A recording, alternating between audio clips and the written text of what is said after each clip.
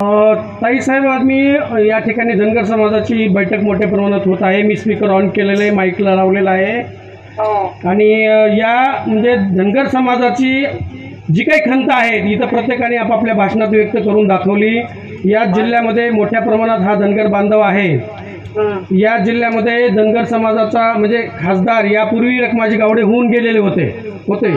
यानंतर या जिल्ह्याचे खासदार असतील, राज्यसभा असेल, विधान परिषद असेल, विधानसभा असतील, जिल्हा परिषद अध्यक्ष असेल किंवा पंचायत समिती सभापती असतील, जिल्हा परिषद सदस्य असतील, बाजार समितीचे सभापती असतील किंवा उपसभापती असतील, जे जे काही लोकशाहीतील लोकहिताची किंवा जी लोकांना न्याय देणारी पदं आहेत, या पदांमध्ये धनगर समाजाची खूप नगण्य संख्या या जिल्ह्यामध्ये धनगर समाजाला न्याय मिळाला नाही किंवा जे काही या आमच्या परिसरामध्ये जिल्हा परिषद सदस्य असतील, पंचायत समिती सदस्य असतील, यांना पुढे नेण्यात आलेलं नाही किंवा पुढे त्यांना सन्मान दिलेला नाही, उमेदवाऱ्या दिलेल्या नाहीत। समाजाला 25-15 असेल, खासदार आमदार फंड असेल किंवा कुठलंही जे असेल, हे धनगर समाजावरती अन्याय झालेला आहे। सगळ्या ज्या जिल्ह्यामधल्या ज्या नगर परिषद आहेत त्याच्यात किमान 2 तरी सभापती असावे, अध्यक्ष असावेत, आमच्या प्रत्येक ठिकाणी सभापती असावेत। याच्यासाठी आपल्या येणाऱ्या काळामध्ये किंवा धनगर समाजासाठी काय भूमिका आहे ही स्पीकर ऑन केलंय, आपण हे करावी। हो, नमस्कार सर्वांना, माझा नमस्कार, जय मल्हार। मी तुमच्या वेदना समजू शकते। माझ्या हातात जे आहे, जसं मी बीड जिल्ह्यामध्ये माझ्या परळी तालुक्यामध्ये एक जिल्हा परिषद गट धनगर समाजाला लढायला लावला।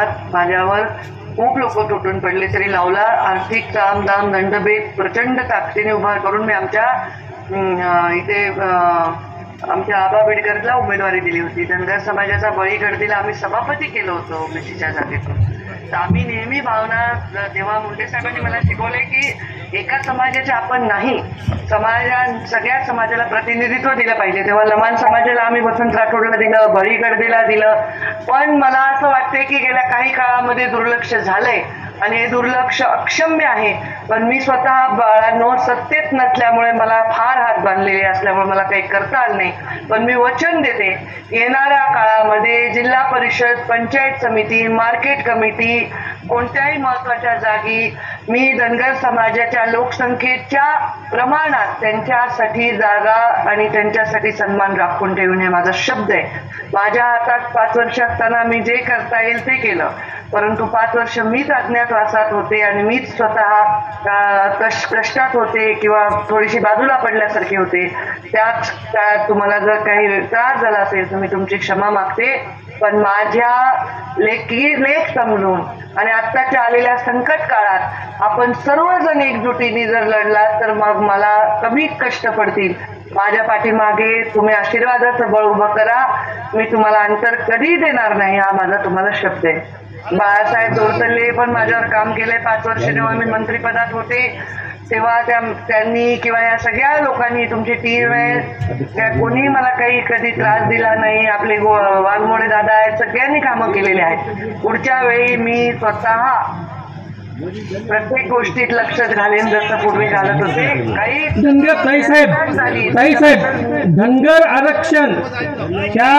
आरक्षण या विषयावरती आपली भूमिका स्पष्ट करा किंवा ज्या मुख्यमंत्र्यांनी मराठा बांधवांसाठी ज्या मुख्यमंत्र्यांनी शपथ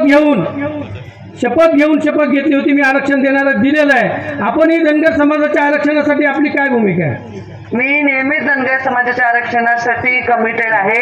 पण केंद्र शासनाचा विषय असल्यामुळे संसदेत गेल्यावर मी पहिला प्रश्न जर संसदेत मांडेल तर तो धनगर समाजाच्या आरक्षणाचा मांडेल।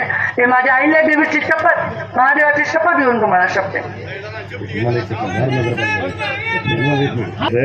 विषय असा आहे, दारूमध्ये धनगर समाजाचे 2 प्रभाग आहेत आणि भारतीय जनता पार्टीवर प्रेम करणारा धनगर समाज आहे।